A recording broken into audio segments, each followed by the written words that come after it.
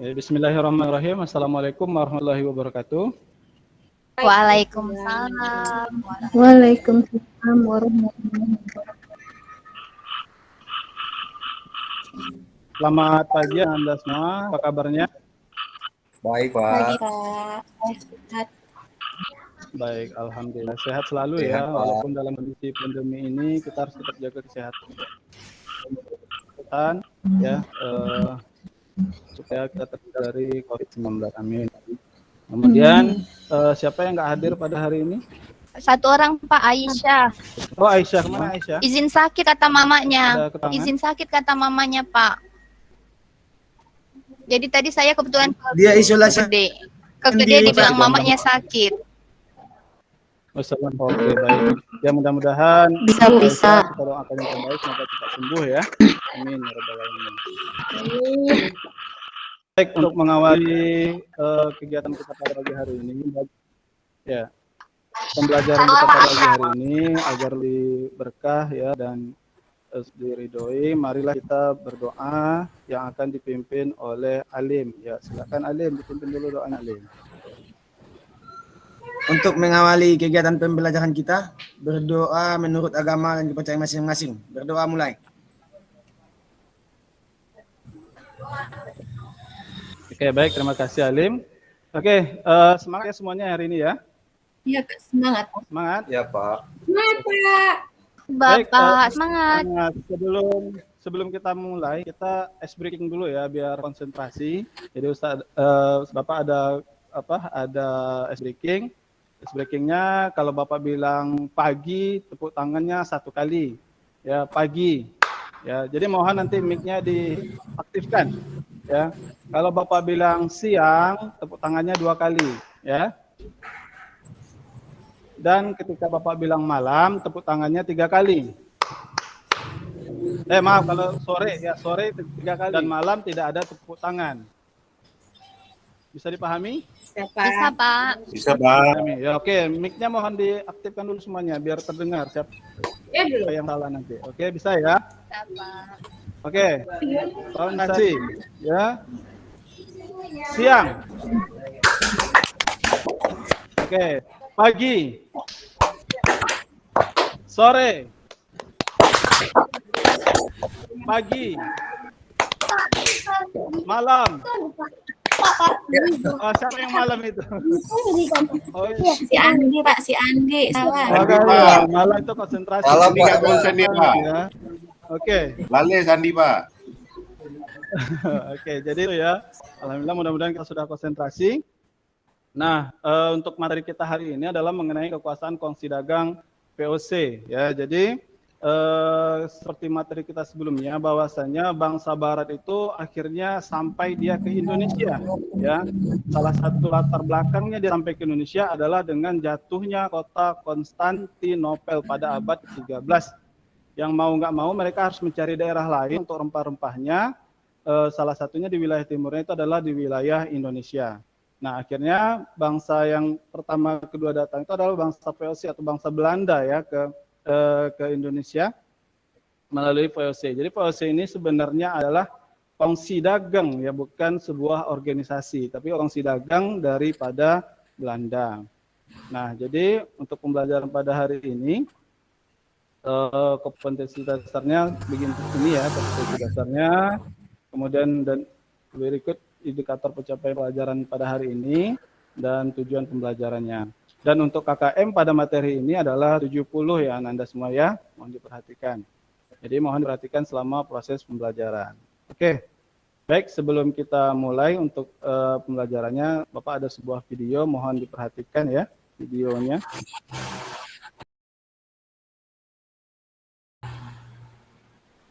Komisi Pemberantasan Korupsi atau KPK mengungkapkan tersangka MJS dan AW selaku pejabat pembuat komitmen di Kementerian Sosial mematok fee sebesar Rp10.000 per paket sembako. Keduanya merupakan tersangka kasus dugaan suap bantuan sosial penanganan pandemi COVID-19 di Jabodetabek di tahun 2020.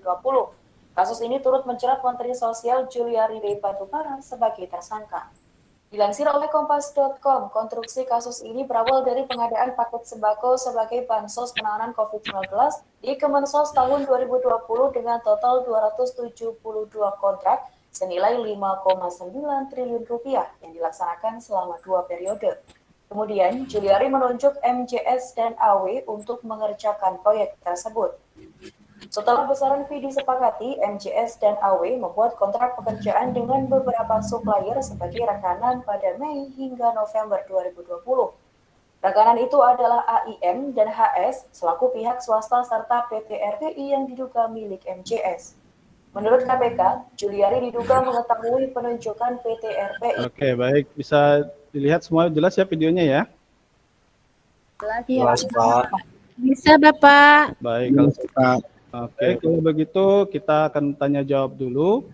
Ya, yang pertama, ya, apa tindak korupsi yang dilakukan oleh koruptor tersebut? Ada yang bisa menjawab? Pak, Oke. aku mau jawab, Pak. Neni, ya, silakan. Jadi Apa, Neni? yang dari video tadi itu, yang saya dengar itu ada korupsi bansos COVID, Pak, sama si Menteri Sosial itu, Pak.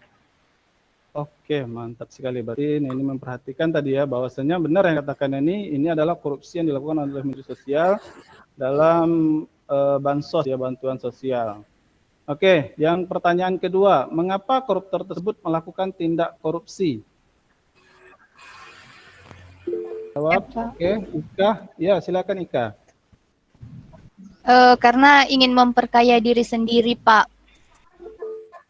Iya, betul sekali ya, karena dia ingin memperkaya diri tapi dengan cara yang salah ya Ika ya. Oke. Dan yang ketiga, menurut pendapatmu bagaimana dampak bagi negara jika seorang pejabat melakukan pemerintahan korupsi? Alim, oke silakan Alim.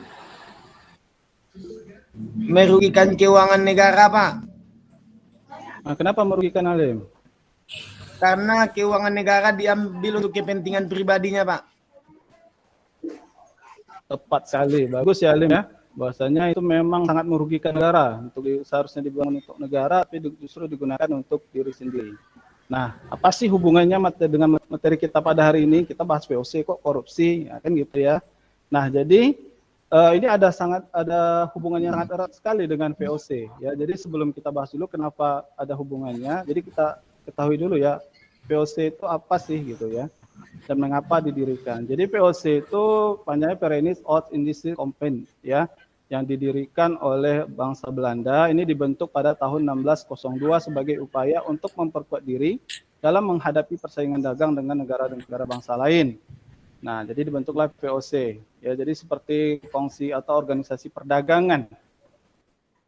Nah, VOC ini dalam menjalankan tugasnya dari negara Belandanya, mereka diberikan hak oktrooi ya, atau hak istimewa. Istimewanya itu yang diperoleh VOC itu adalah monopoli dengan cara ekstirpasi. Ekstirpasi ini artinya dia memusnahkan sebagian tanaman nasi rempah-rempah yang dianggap melebihi ketentuan ekspor. Kemudian VOC juga diberikan hak untuk membentuk angkatan perang sendiri, ya, artinya untuk mengantisipasi serangan dari negara asal, negara jajahannya. Maka mereka boleh mendirikan angkatan perang sendiri. Kemudian ketiga, mengadakan perjanjian dengan raja setempat, tentunya ini sesuai dengan kepentingan VOC. Kemudian mereka juga boleh mencetak dan mengeluarkan mata uang sendiri. Dan mereka juga mengangkat pegawai sendiri dan memerintah di negeri jajahan. Nah, jadi dengan awalnya VOC ini memang memiliki kemajuan. Tapi pada akhirnya, pada tahun 1799, VOC ini dibubarkan. Kenapa? Nah, inilah penyebabnya dengan hubungan video kita tadi. Penyebab yang utamanya itu adalah karena VOC itu melakukan tindakan korupsi. Siapa yang korupsi? Itu adalah pegawainya. Kemudian juga ada biaya kepegawaian yang semakin besar, banyak mengeluarkan dana untuk perang dan persaingan dengan kongsi dagang yang lain. Tapi yang paling utama akar masalahnya itu adalah karena adanya korupsi daripada VOC tersebut. Nah, ini kan juga berhubungan ya dengan video kita tadi, bahwasanya VOC di negara kita pun juga masih terjadi yang namanya tindakan korupsi. Oke? Nah, untuk itu Bapak minta kalian akan berdiskusi mengenai kasus ini.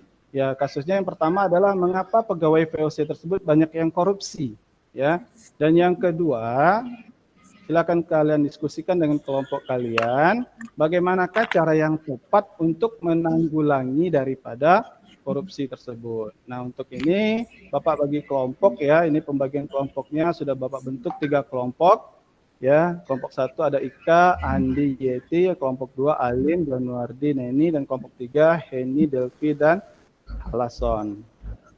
Oke, kemudian ini silakan diskusikan masalah di atas ya dengan LKPD yang sudah Bapak bagikan di WA, ya sudah dikirim di WA, silakan kalian unduh dan kerjakan. Ya, Bapak kasih waktunya 10 menit. Oke. Maaf ya, 3 menit. Silakan diskusi ya di grup WA-nya. Silakan, ada yang mau ditanyakan dulu?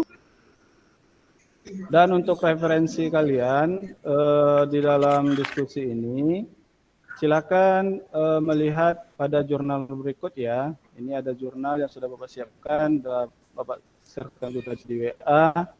Silakan dibaca ya mengenai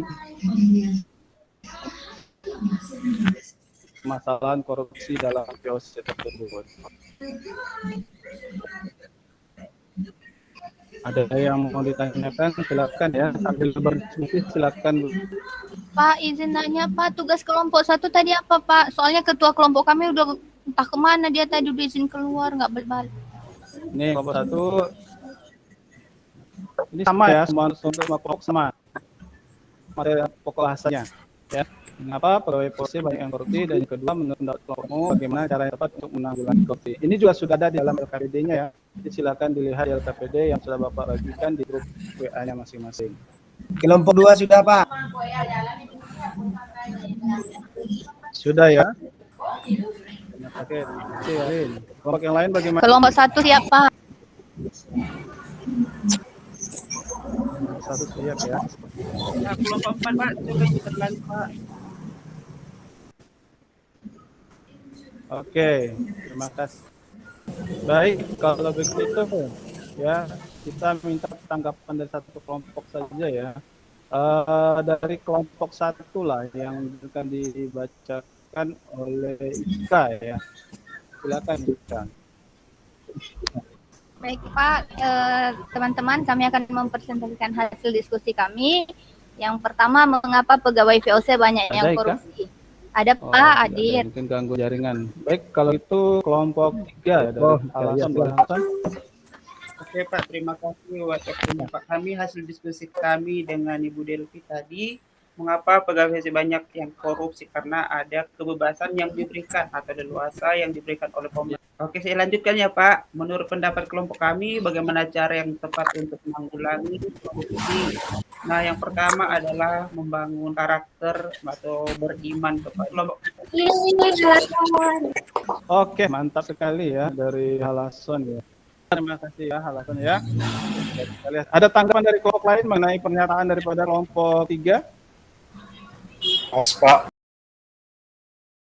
Kalau begitu ya bisa kita simpulkan bersama bahwasanya banyaknya pegawai POC yang korupsi itu karena ada kebebasan ya, dan ditambah juga dengan rendahnya gaji pegawai daripada POC tersebut sehingga mereka melakukan tindakan korupsi. Dan betul sekali yang dibilang Halason bahwasanya untuk menanggulangi korupsi kita bentuk mulai dari karakternya ya, dari kecil.